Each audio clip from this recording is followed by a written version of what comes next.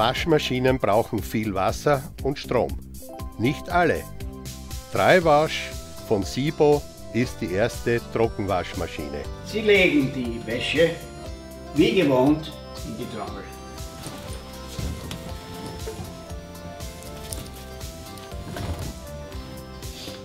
Dann füllen Sie das Trockenwaschmittel in den Behälter.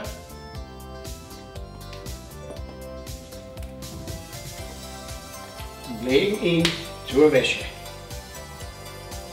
Dann schließen Sie die Maschine und drücken auf den Startknopf.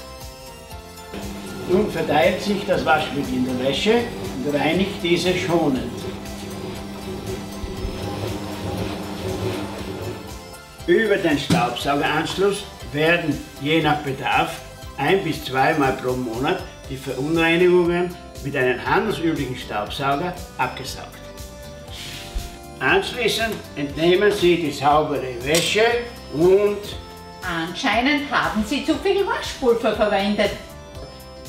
Sind Sie mit dem Waschergebnis nicht zufrieden, gibt es auf der Maschine einen Reset-Knopf, der den Waschvorgang rückgängig macht.